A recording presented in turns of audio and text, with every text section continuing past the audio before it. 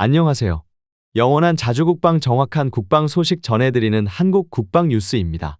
구독, 좋아요, 알림 설정 후원 감사합니다. 과거 영국이 자주포 사업에서 한국을 등진 결정이 현재에 이르러 역풍이 거셉니다.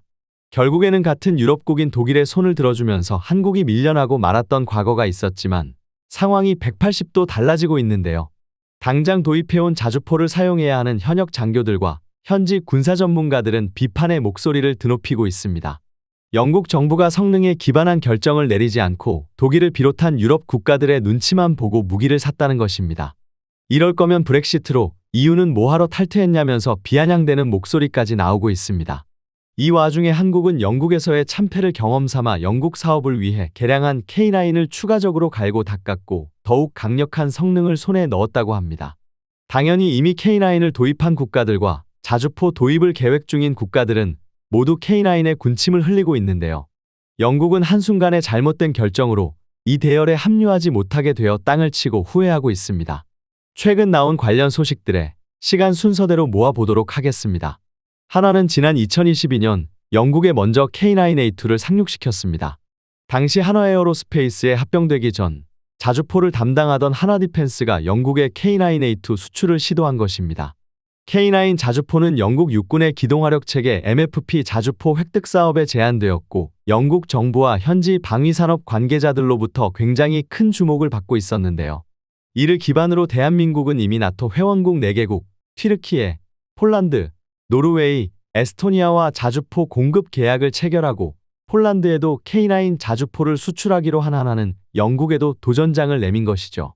한화디펜스는 2021년 9월에도 영국 런던에서 열린 DSEI 방산전시회에서 영국을 비롯한 글로벌 방산기업들과 K9 자주포의 영국 수출을 위한 분야별 업무 협약을 맺고 팀 썬더를 출범시켰습니다.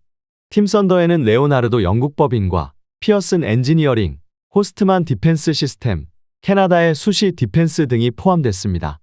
여기에 더해 지난 8일엔 세계 최대 방산기업인 로키드 마틴 영국 법인도 팀 썬더에 공식 합류하면서 K9 자주포 영국 수출을 위한 드림팀이 구성됐다는 평가가 나왔죠. 한화디펜스는 영국 MFP 사업의 K9 자주포의 최신 업그레이드 버전인 K9A2를 제안하기로 하고 자동 탄약장전 시스템과 복합 소재 고무궤도, 원격 사격 통제 체계 등이 탑재돼 화력과 방호력, 기동성, 생존성 등을 대폭 강화했습니다. 한화가 특히 고무궤도를 적용한 이유는 영국 육군의 수요를 맞추기 위함이었습니다. 영국은 애초 하루에 600km를 기동할 수 있는 차륜식 자주포를 원했는데요. 하지만 K9 같은 궤도식 자주포로는 하루 600km의 기동은 불가능했습니다. 이에 한화에어로스페이스는 고무궤도를 장착해 차륜식보다는 못하지만 궤도식이 지닌 문제점을 상당 부분 해결하려고 했습니다. 고무궤도는 기존 스틸 궤도 대비 진동, 소음이 줄어 안정적인 장거리 주행이 가능했기 때문입니다. 한화의 이 같은 노력에도 불구하고 영국 국방부가 독일 RCH-155 차륜식 자주포를 영국 차세대 자주포로 선정했다는 보도가 전해졌습니다. 우크라이나 러시아 전쟁을 통해 자주포의 작전 영역이 넓어진 게 확인되었다는 게 주된 이유였는데요. 현격히 넓은 영역에서 화력을 투사하려면 높은 기동력이 필수라는 것이죠. 승자는 다름 아닌 독일의 차륜형 자주포 RCH-155였는데요. 8년간 공을 들였던 사업이 무산으로 돌아갔고 독일에서는 드디어 한국을 이겼다고 축배를 들고 있죠. 그런데 얼마 전 영국에서 자주포 도입 계약 내용이 발표되자 부적절한 여론에 영국이 한바탕 뒤집어지고 있다고 합니다. 특히 우크라이나에서 실전을 경험하고 온 영국군 장교들이 독일 자주포에 거세게 반대하며 K9을 도입했어야 했다고 주장하고 있는데요. 지난달 영국 국방성은 차기 자주포 사업에서 독일의 RCH-155 자주포를 최종 선정했다고 발표했습니다. RCH-155 자주포는 독일의 대표적인 방산업체 크라우스 마파이 베그만사에서 개발한 차륜형 자주포로 독일과 네덜란드의 합작 차륜형 장갑차 복서를 차체로 사용하고 그 위에 독일을 대표하는 자주포 판처하우지트 2000의 포탑을 탑재했습니다. RCH-155는 긴 사거리를 가지고 있고 정확한 사격이 가능하며 앞서 언급한 것처럼 상대적으로 높은 기동성을 보유하고 있지만 비용이 너무 비싸고 개발 유지 운용에 상당한 자금이 필요한 것으로 알려져 있습니다. 또한 RCH-155의 기동 사격 기능은 실전을 통해 검증되지 않았고 반동 제어를 위해 차체의 데미지가 누적된다는 지적이 나오고 있습니다. 아직 무기로서 신뢰성이 부족하다는 것이죠. 가장 큰 특징은 현존하는 자주포 중 기동 사격이 가능한 유일한 자주포라는 점인데요. RCH-155에는 완전 자동화 포탑이 탑재되어 분당 최대 9발을 발사할 수 있고 단 2명의 승무원이면 운용이 가능하다고 합니다. 카탈로그대로의 성능이라면 매우 우수한 자주포라 할 수 있는데요. 그렇다면 K9A2가 객관적인 성능으로 밀려서 탈락한 것일까요? 방산업계 관계자들은 그렇게 생각하고 있지 않다고 합니다. 전문가들은 K9이 탈락한 이유로 두 가지를 들었는데요. 첫 번째 이유는 애초에 영국에서 차륜형 자주포를 바랬었다는 것입니다. 영국의 사업 요청서에 따르면 영국은 차륜형 자주포가 항속거리를 요구하고 있었다고 합니다. K9 역시 뛰어난 기동성을 갖추고 있는 자주포이긴 하지만 궤도형이다 보니 항속거리가 짧을 수밖에 없었습니다. K9 역시 장거리 이동을 해야 할 경우 트레일러나 열차에 실려 운송되곤 하죠. 즉, 처음부터 K9이 불리한 사업이었다는 것인데요. 하지만 그럼에도 불구하고 하나는 K9의 압도적인 가격 경쟁력과 신뢰성을 통해 승산이 있다고 판단하고 2016년부터 지금까지 영국 사업에 도전해 왔었던 것입니다. 그렇기에 K9이 선택받지 못한 진짜 이유는 두 번째인 것으로 파악되고 있습니다. 바로 국제정치입니다. 영국은 이번 사업에서 이례적으로 별도의 입찰 공고를 내지 않고 RCH-155를 선택했습니다. 또한 사업 최종 결정은 2025년 내려질 예정이었으나 1년이나 앞당겨서 발표했죠. 방산업계 관계자는 영국이 일반적인 절차를 따르지 않고 예상보다 빠른 시기에 사업자를 발표한 것으로 보아 독일과의 외교가 판단의 주된 근거였던 것으로 보인다고 설명했습니다. 한국 무기를 그만 사고 유럽 무기를 사야 한다고 말한 마크롱 대통령을 필두로 현재 유럽 주요 방산 수출국들이 한국 방산 침공에 맞서 담장을 높여야 한다고 목소리를 높이고 있습니다. 유럽 평의회 샤를 미셸 의장 역시 유럽 방위산업을 단일 시장으로 만들어야 한다며 유럽 내부에서 방위산업을 육성해 결속력을 강화해야 한다고 말해오고 있습니다. 트럼프의 미국 우선주의처럼 유럽 방산 시장에서 유럽 우선주의가 등장했다고 할 수 있겠는데요. 독일, 프랑스, 이탈리아 등 기존 유럽의 방산 강국들이 여기에 동조하고 있으며 영국 역시 이쪽 손을 거들고 있습니다. 사업 기한이 아직 남아있는데도 갑작스럽게 독일 자주포를 채택한 것에서 이런 정치적 합의가 느껴지지 않을 수 없는데요. 불가리아 군사매체 불가리안 밀리터리는 영국이 경쟁 기준을 무시하고 한화의 K9 대신 RCH-155를 선택했다며 이번 사업 결정은 경쟁이 아닌 영국 총리의 독단으로 이루어진 결정이라고 지적했습니다. 사실은 나토라는 동일 그룹 군대에서 하나의 장비를 쓰게 하고 아시아의 변방의 나라 제품을 쓰기 싫다는 유럽 특유의 자존심이 아직 남아있는지도 모르겠습니다. 이렇게 보면 새삼 폴란드의 구매 결정이 대단한 것이 아닌가 싶습니다. 또한 RCH-155가 어떤 자주포인지 확실히 검증된 것이 없고 실제로 K9을 능가하는 자주포일 수도 있겠지만 구체적인 증거가 없다며 영국의 이번 결정은 근거가 없다고 말했습니다. 영국에서도 이번 행정부의 결정이 공공조달 모델 IPM의 정신을 훼손했다며 향후 다른 무기체계를 도입할 때도 장단점을 비교하기 위한 테스트가 제대로 이루어지지 않을 수 있다고 우려를 표하고 있습니다. 게다가 사업 세부 내용이 공개되자 말도 안 되는 자주포 가격에 다른 유럽 국가들에서도 지나치게 비싸다는 반응이 나오고 있습니다.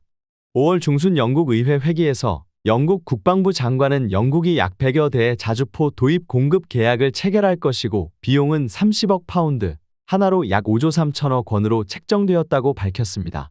그런데 이를 단순히 계산하면 자주포 한 대당 무려 530억에 달한다는 것인데요. 독일에서도 RCH-155 자주포 50대를 도입할 예정이라고 하는데 대당 가격이 410억 원에 달한다고 합니다. 유니코스트의 프로그램 코스트까지 합해도 말이 안 되는 가격이라는 반응이 나오고 있는데요. 반면 K9 자주포의 가격은 대당 40에서 50억 원 수준이고 개량형인 K9A2 역시 100억 원이 넘지 않을 것으로 예상되고 있습니다.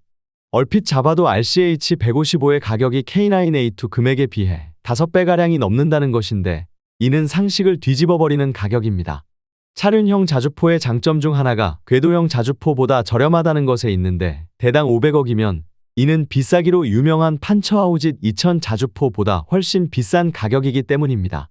물론 K9이 세계에서 유일무이하게 규모의 경제를 실현해 차륜형 자주포보다 낮은 가격을 가진 자주포라고 하지만 RCH-155가 지나치게 비싸다는 생각이 들지 않을 수 없죠.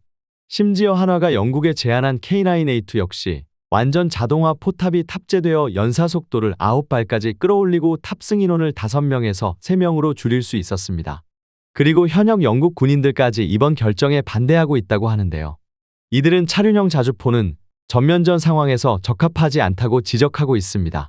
지난 3일 영국 육군 제3사단을 이끄는 제임스 마틴 소장은 언론과의 인터뷰에서 영국 육군은 정상으로 돌아가려고 노력하고 있는 상황이라고 말했는데요. 그는 영국군이 지난 수십 년 동안 반군 소탕과 같은 게릴라 작전에만 집중하여 전면전 기술을 다 잊어버렸다고 말했습니다.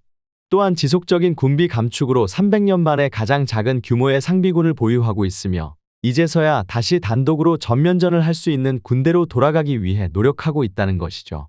지난 수십 년 동안 서방 국가들은 대규모 전쟁을 경험하지 않았고 전면전이 아닌 반군을 상대로 하는 대게릴라전 교리를 쌓아 올려왔습니다. 그리고 이러한 교리가 진짜 전면전 상황에서는 통용되지 않는다는 것이 우크라이나 전쟁을 통해 드러나고 말았습니다.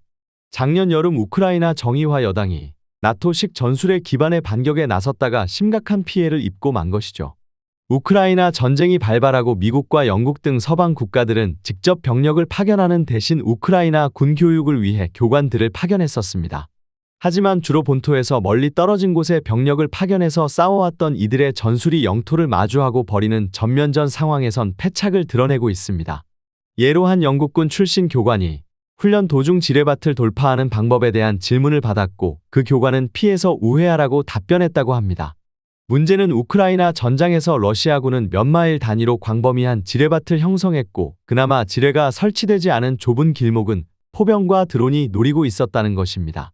서방식 훈련을 받고 수차례 실전을 경험한 우크라이나 지휘관은 만약 자신이 서방 교관들의 조언을 그대로 따랐더라면 작년에 이미 죽었을 것이라고 전했습니다. 우크라이나에서 교관을 맡았던 익명의 미군도 만약 작년에 우크라이나가 미군의 전장 교리대로서 왔다면 최악의 상황에 몰려 있었을 것이라며 이제는 미국보다 우크라이나가 현대의 전면전을 더 잘 이해하고 있다고 말했죠. 실제로 서방의 현역 출신 외국인들의 용병들이 참전해 잘못된 훈련과 전술을 맹신하다가 전사하는 경우가 많았다고 합니다. 많은 군사 전문가들은 이제 서방이 우크라이나로부터 전쟁을 배워야 한다고 말하고 있습니다. 그리고 영국군 관계자들 역시 교관 겸 분석을 위해 우크라이나 전장에 파견되어 자신들의 전술에서 완전히 벗어난 새로운 전쟁을 보며 큰 충격을 받았다고 합니다. 이라크와 아프가니스탄에서도 최전선에선 치열한 교전이 펼쳐졌지만 불과 1km만 벗어나도 안전한 환경에서 편안한 휴식을 취할 수 있었죠. 하지만 우크라이나 전장에서는 언제 러시아군의 포격이나 드론 공격이 나올지 모르기 때문에 긴장을 풀 수가 없습니다. 2차 세계대전을 방불케 하는 전장 환경을 직접 보고 돌아온 이들은 당연히 자국 군대를 변화시키기 위해 노력하고 있었는데요. 그런데 행정부에서 성능 테스트도 없이 독일제 차륜형 자주포를 도입했다는 말에 펄쩍 뛸 수밖에 없었습니다. 그들이 우크라이나에서 본 가장 효과적인 무기는 차륜형 자주포가 아닌 궤도형 자주포들이기 때문이었죠. 유럽의 각종 궤도형 자주포들 역시 우크라이나 전장에 투입되어 활약하고 있지만 부족한 방어력과 현지 돌파력으로 인해 적극적으로 운용되지 못하고 있습니다. 그렇기 때문에 가장 중요한 전장에선 폴란드의 크랩이나 독일의 판처하우짓 2000 같은 궤도형 자주포들이 투입되고 있죠. 궤도형 자주포의 상당수가 러시아의 공격에 당해 격파되고 있다는 소식도 전해지고 있지만 최전선에서 가장 적극적으로 운용하고 있는 만큼 당연히 손실률이 높아질 수밖에 없습니다. 우크라이나 전장을 보고 온 이들은 영국군 역시 전면전에 대비하여 체질을 개선해야 한다고 말하고 있으나 기존 교리에서 벗어나지 못하고 차륜형 자주포로 회귀한 영국 행정부의 결정에 답답함을 토로하고 있습니다. 어쩌면 결국 영국이 섬나라이기 때문에 전면전 상황이 올 리가 없다고 판단한 것일 수도 있겠죠. 반면 우크라이나 다음으로 러시아의 위협에 노출되어 있는 루마니아는 우크라이나가 피로 얻어낸 교훈을 무시하지 않고 궤도형 자주포인 K9을 선택했습니다. 현재 진행 중인 1조 원 규모의 루마니아 자주포 사업에서 독일의 판처하우짓 2000T155 프르트나를 제치고 한국의 K9을 결정한 것입니다. 영국에서의 실패가 아쉽지 않은 것은 아니지만 K9의 유럽 침략은 이제 시작되었을 뿐입니다. 19세기 미국의 남북전쟁 당시 포병은 전쟁의 왕이다라는 말이 처음으로 나왔었고 이후 2번의 세계대전을 거치며 포병은 전쟁의 신이 되었습니다. 더 크고 더 많은 확보를 통한 압도적인 화력 지원은 승리로 향하는 가장 쉬운 방정식이었고 이는 100여 년 가까이 지난 오늘날에도 변하지 않았습니다. 공군의 발전과 탄도 미사일의 등장으로 포병의 시대가 끝난 걸로 착각하기도 했었지만 우크라이나와 러시아의 전면전을 통해 결국 전쟁의 신은 여전히 포병이었다는 사실이 드러났습니다. 그리고 루마니아와 폴란드가 한국의 K9을 선택한 이유가 또 있습니다. 보통 자주포는 전차처럼 근거리 전투를 상정하고 설계되지 않습니다. 시야 밖의 표적을 노리고 지형을 넘어 곡사하는 것이 기본적인 운용 교리이기 때문인데요. 비교적 가까운 표적을 직접 조준해서 직사로 쏘아 맞추는 상황을 가정한 이번 훈련은 자주포의 일반적인 운용법이 아니었던 것이죠. 자주포는 전차에 비하면 훨씬 취약한 장갑을 둘러싸고 있기 때문에 이렇게 직사를 해야 하는 근접 전투 상황은 가능하면 마주치지 말아야 합니다. 하지만 전장에서는 무슨 일이 일어날지 알 수 없는 법이죠. 전차와 마주하는 상황이 없으리라고는 단정할 수 없고 그래서 항상 대비해야만 합니다. 그런데 K9의 경우에는 대비해야 하는 상황 중 하나 정도가 아니라 여러 가지의 시뮬레이션 전장에서 평시에도 직사운용을 상정한 듯한 모습이 속속 드러나 충격을 주고 있는 것인데요. 폴란드가 K9을 이토록 매력적으로 생각한 이유 중 가장 주요한 것이 바로 곡사와 직사를 자유자재로 넘나드는 성능 때문입니다. 폴란드의 북쪽은 강이 흐르는 평지에 남쪽은 산지로 폴란드군은 두 가지 지형 모두에서 싸울 수 있는 성능을 갖추어야만 합니다. 그리고 우크라이나 무기 공여로 인해 전력 공백이 발생해 발등에 불이 떨어진 폴란드는 한 가지 무기만 구매해 양쪽 전장을 모두 지배할 수 있기를 원할 것입니다. 그런 점에서 K9은 평지에서 화력 지원을 하다가 적 전차의 전선이 돌파당하면 직사로 전환해 근접전을 수행하고 산악 지역에서는 40km에 달하는 사거리를 살려 산등성이 너머로 포탄을 뿌리는 폴란드가 원하는 바로 그 성능을 지니고 있었던 것이죠. 이러한 독보적인 성능은 비단 폴란드뿐만 아니라 산과 평지가 조합된 전장이라면 어디서라도 엄청난 강점이 됩니다. 이에 더해 포구 초속 측정 장치를 달아 포탄이 포신을 떠나는 순간의 속도를 계산하여 포탄 사격의 오차 3할 이상을 잡아낼 수 있게 되었는데요. 그 덕분에 직사 대응 사격 시의 차탄은 물론 초탄의 명중률까지 크게 상향된 성과를 보여주었습니다. 장비와 장약의 차이에서 포구 초속 차이가 발생하는데 포구 초속 측정 사격을 통해 오차를 최소화할 수 있다고 밝혔습니다.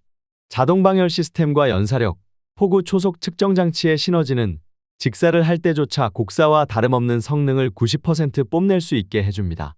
포탄을 40km나 날려보내는 K9의 주포로 155mm 고폭탄을 직접 조준 직사당하면 장갑을 뚫는 데 특화된 성형 장약탄이 아니더라도 외부 사통 장치나 궤도를 파괴해서 3세대 전차까지 무력화 내지 반파시킬 수 있다고 알려져 있습니다. 대전차용 고폭탄만 K9에 실어준다면 근거리 포격전에서 아예 장갑을 뚫고 전차를 파괴할 수도 있는 능력을 갖추고 있는 겁니다. 심지어 그러면서도 상대방이 쏘는 고폭탄의 포갑과 파편에 대한 생존성을 보장받고 14.5mm 중기관총과 대인지뢰에 대한 완벽한 방어력 역시 제공하는 강철 장갑까지 두르고 있습니다.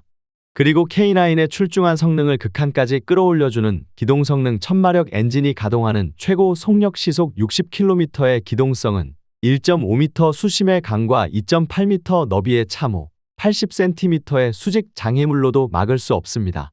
트럼프가 미대선에서 승리하자 미국이 우크라이나 전쟁에서 손을 떼고 결국 러시아의 승리로 돌아갈 것이라는 예측이 나오고 있습니다. 지금 예측에 가장 긴장하며 만반의 준비를 하고 있는 나라는 바로 폴란드입니다. 우크라이나와 벨로루시가 모두 러시아의 영향권에 들어가 러시아 군을 주둔시킨다면 이제 방위 계획은 나토 국경을 보호하는 데 집중해야 한다고 판단하고 있습니다. 현 나토에서 실질적으로 가장 강력한 전력을 가지고 있는 폴란드는 스스로 나토 국경을 지킬 나라라고 자부하며 러시아가 만약 폴란드와 나토 국가를 공격한다면 즉각 대응에 초토화시킬 것이라고 말했습니다. 폴란드 전 참모총장 라이문드 안제이차크는 23일 우크라이나에서 만약 러시아가 승리하면 리비우에 러시아 사단이 하나, 브레스트에 하나, 그로드노에 하나가 있을 것이다. 그들이 리투아니아 영토를 1인치라도 공격한다면 즉각 대응이 있을 것이다. 첫날이 아니라 1분 안에 반경 300km 내의 모든 전략적 목표를 공격할 것이다. 상트페테르부르크를 직접 공격할 것이다라며 한국산 무장을 총동원한 기세를 보여주고 언급을 했습니다. 특히 독일의 한정보기관이 2026년에 러시아가 나토의 한 국가를 침공할 것이라고 알려준 바 있기에 폴란드는 더더욱 촉각을 세우고 있습니다. 그런데 놀랍게도 폴란드가 러시아가 감히 침범하지 못하게 만드는 억제력을 가지게 만드는 요인으로 한국의 다연장 로켓 천무를 내세우고 있습니다. 폴란드 전 참모총장 안제이 차크는 바르샤바가 모스크바를 억제하는 데 주도권을 잡아야 한다며 그들이 리투아니아 영토를 1인치라도 공격하면 단 1분 안에 반경 300km 내에 있는 러시아 상트페테르부르크를 직접 공격할 것이라고 말했습니다. 이 중심이 되는 것이 바로 대한민국의 방산무기입니다. 지금까지 한국 국방 뉴스 시청해주셔서 감사합니다. 구독, 좋아요, 알림 설정 해두시면 언제나 좋은 소식 전해드리겠습니다. 즐거운 하루 보내세요.